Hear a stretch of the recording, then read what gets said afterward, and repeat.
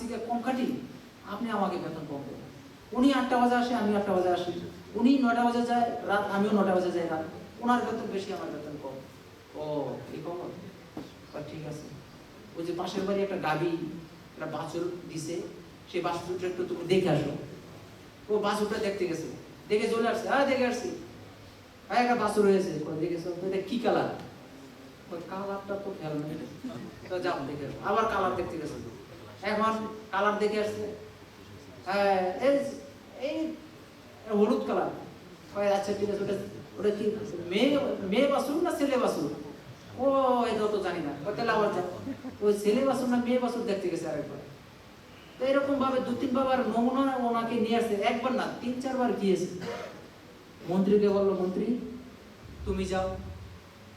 মন্ত্রী গেছে, তাই এবার বর্ণনা দাও যে রাজামশাই বাড়িতে একটা গাভী বিয়ে হয়েছে, ওই গাভীটার কালার হলো এরকম, আর এই সবকিছু বর্ণনা দিয়ে দিছে। ওই দেখেছো? কয় হুজুর ঠিক আছে। তো হনুমান, হ্যাঁ ও বারবার যাবে এত দূরের রাস্তা, ওকে ওই সঞ্জমনি গাছ খুঁজে খুঁজে পায় না পায়, ওই চিন্তা করলে হবে? সূর্য উদয়ের সময় হয়ে গেছে, তখন কি করতে হবে? ও নিজে এরকম এক পাহাড় ধরে নিয়ে আসছে কিনা? ভগবানের সেবাটা এরকম।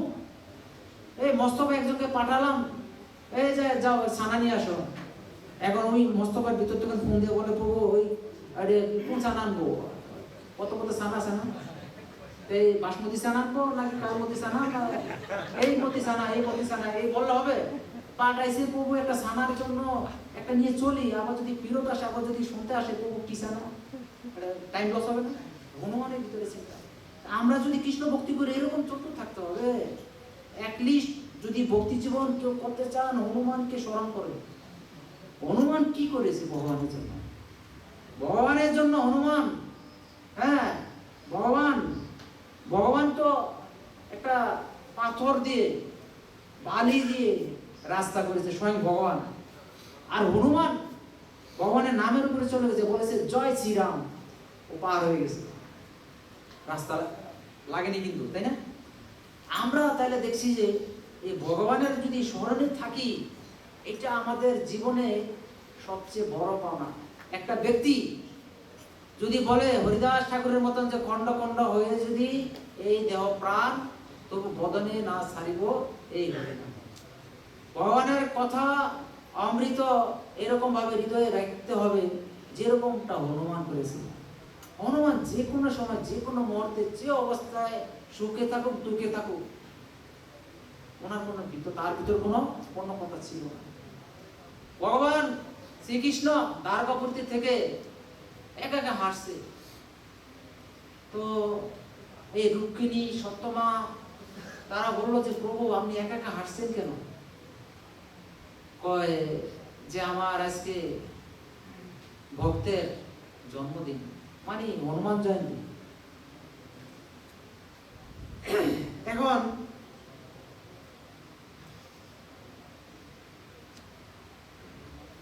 এখন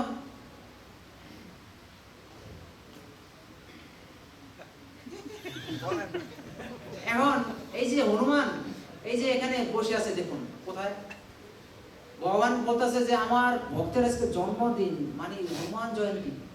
তো এই হনুমানের কথা এই সত্যমা আর এই রুক্মিণী দেবী প্রচুর শুনেছে। শুনতে শুনতে তারা ওই হনুমানের প্রতি আসক্ত হয়ে গেছে, যে প্রভু আপনার ভক্তের কথা অনেক শুনেছি, তাকে একবার বলেন এখানে আসতে। তোকে এখন সেই দ্বারকাপুরীর গার্ড ছিল সূর্যদেব, আর এই ভগবানের বাহন ছিল গরুদেব। তখন এই গরুদেবকে আহ্বান করলো, গুরুদেব। তখন গুরুদেব আসলো, যে প্রভু কি সেবা করতে পারি বলুন। কয়ে তুমি যাও আমার ভক্ত হনুমানকে নিয়ে আসো। কয়ে এখনই যাচ্ছে। বলতেছে কোন হনুমান? হনুমান তো ওই তেতা যুগে আসছিল, সেই হনুমান। কয় হ্যাঁ সেই হনুমান। কয় সে এতদিন বেঁচে আছে? কয় হ্যাঁ সে চিরঞ্জীবী হনুমান, চিরঞ্জীবী, আর মৃত্যু নেই। তাহলে ঠিক আছে আমি যাব। আমার এরকম ব্যাগ, মানে তার ভিতরে একটা অহংকার, যে আমার এরকম ব্যাগ আমি তাকে ত্রিভুবন থেকে খুঁজে নিয়ে আসবো। বললো যে আরে বাবা হনুমান গুরুদেব, তোমার এত কষ্ট করে খুঁজতে হবে না, তুমি ওই যে পাহাড়ে, অমুক পাহাড় আছে, পাহাড়ে চলে যাও, ওইখানে হনুমান আছে। তো হনুমানের কথা ওইখানে চলে গেল, এরকম বেগে গেছে। যখন নাকি ওখানে ল্যান্ড করছে গুরুদেব, সাথে সাথে হনুমানের ধ্যান ভঙ্গ হয়ে গেছে। ওখানে বসে রাম রাম, হনুমান থাকি দেখছে গুরুদেব চলে আসছে, প্রণাম করলো। তখন এই গুরুদেব বলছে যে আপনাকে দ্বারকাপুরী কৃষ্ণ যেতে বলেছে। কৃষ্ণ আমার তার কি কাজে লাগবে? কয় হ্যাঁ বলেছে চলো। না না আমি যাবো না, আমাকে দিয়ে তার কোনো কাজ হবে না, তারপরে যেতে হবে। না গেলে বেঁধে নিয়ে যাবো। তো গরুদের তারা চেষ্টা করলো বাধায়, এরকম ভাবে বাঁধলো, কিন্তু তাকে দিতে পারলো না। হনুমান তার লেজ দিয়ে এরকম একটা ধাক্কা মেরেছে, সে ওই যে দ্বারকাপুরীতে গিয়ে পড়ছে। ওই হনুমানের শক্তি দেখে ও ভয় পেয়ে গেছে, এত শক্তি। তখন ভগবানের কাছে গিয়ে ক্ষমা চাচ্ছে, প্রভু হনুমান আসেনি, ওই কি ব্যাপার আসলো না কেন? ইস গুরুদেব, আমার ভুল হয়ে গেছে, তুমি ওইখানে গিয়ে বলো যে তোমার প্রভু রাম ডেকেছে তোমাকে, একবার যদি রাম বলো চলে আসবে। আবার গুরুদেব ভয় পেয়ে, এখন ভয় পাচ্ছে গুরুদেব, যাবে কি যাবে না? ভয় পেয়ে না, যাও। পরে গেল, গিয়ে বললো যে আপনার প্রভু রামচন্দ্র যে ডেকেছে। আর ভগবান রামচন্দ্রের কথা যখন হনুমান শুনেছে, হনুমানের চোখে জল ঝরছে, আর তার ভিতরে আনন্দ, এতদিন পর প্রভুর সাথে আমার দেখা হবে। হনুমান আর গুরুদেবকে একটু প্রণাম করে, তারপর ওনার এরকম ব্যাগ, ওই পাহাড় যে বসেছিল পাথরের উপরে, পাথর চুরচুর হয়ে গেছে তার ব্যাগে, মানে ধাক্কার চোটে এরকম ধাক্কা দিয়ে উঠেছে। যখন সে গেল, গিয়ে যখন ল্যান্ড করলো দ্বারকাপুরীতে নামার সাথে সাথে ধুলায় গোবরাত হয়েছে, একদম ধুলা। ওই যে সুদর্শন চক্র, উনি তো গার্ড, উনি এখন দেখছে যে কি রে বাবা এরকম ভাবে আসলো, হ্যাঁ এত বেগে। দেখছে হনুমান, আরে তুমি এখানে আসছো কেন? আমার প্রভু রামচন্দ্র আমাকে ডেকেছে, তার জন্য এসেছি। আর এখানে রাম থাকে না তো, এখানে ভগবান কৃষ্ণের, এখানে শ্রীকৃষ্ণ থাকে না, প্রভু রামচন্দ্র আমাকে ডেকেছে। তখন এই সুদর্শন চক্র তার সাথে এক পর্যায়ে একটা গন্ডগোল বাজিয়ে দিল, তুমি এখান থেকে যেতে পারবে না। হনুমান বলছে আমি যাবো, ও যেতে পারবে না।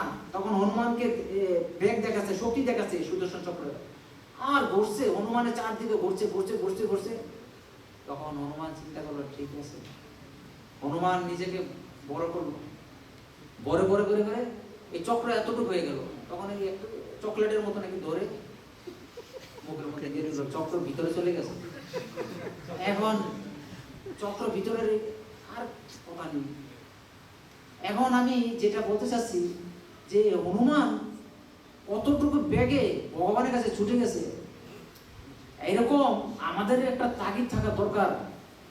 এই যেখানে যারা মন্দির পরিচালনা করছে, এ প্রভু এটা করুন, আজকে অমুক জায়গায় যেতে হবে, প্রচারে যেতে হবে, শাকসবজি আনতে হবে, ওই সেবাটা করার সময় আমাদের একটা ব্যাগ থাকা দরকার। ওই ব্যাগটা যদি আপনি নিতে পারেন বা করতে পারেন, তাহলেই অতি উত্তম। আমি এর বেশি এখানে বলবো না, এখানে আরো হিস্ট্রি রয়েছে। এই সুদর্শন চক্রের অহংকার বধ করে দিল, গৌরীর দেবের অহংকার নষ্ট হয়ে গেল, ভগবানের দর্শন পেল সেখানে, আর দুজনের আনন্দ সেখানে আর ধরে না। তো ভগবান ভক্তের সাথে ভগবানের কাহিনী অতি মহিমান্বিত। ভগবানের কথা ভক্তের শ্রবণ করে, ভক্তের কথা ভগবান শ্রবণ করে। শুনেছেন কিনা? হ্যাঁ, ভক্তের কথা যে ভগবান শ্রবণ করে, এটা জানেন? হ্যাঁ, ভগবান যেখানে হরিকথা হয়, ভগবান সেখানে বিরাজমান।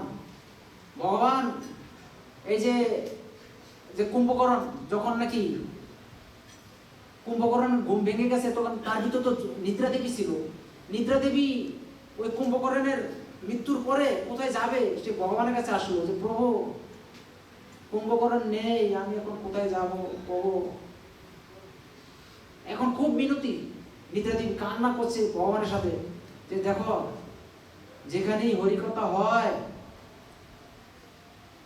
যারা ঘুমিয়ে যাবে তাদের ভিতরে তুমি বিরাজ করবে। এই কিন্তু একটা আশীর্বাদ ভগবান নিদ্রাদেবীকে দিয়ে দিছে। যারা ভগবানের কথা শুনতে ঘুমিয়ে গেল তাদের জন্য কিন্তু বিপদ। এটা একটু খেয়াল রাখবেন। যারা হরিকথা শ্রবণ করে নিজেকে শক্ত রাখবেন, হরিকথা শ্রবণ করার জন্য চেষ্টা করবেন। আমি আর বেশি দূরে যাব না, ভগবানের কথা এখানে শেষ নয়, সপ্তাহ পরে মাস পরে হবে। তারপরে আবার যদি কোনোদিন দেখা হয়, কথা হয়, হবে। আজকে আমাদের কথা এখানে রইল, এখানে রইল আজ অমৃত লহরী বদন হরি বল। বলরাম অনুজ প্রভু কি জয়, শ্রীল প্রভুপাদ কি জয়, জয় গৌর প্রেমানন্দে। ক্ষমা করবেন কম সময়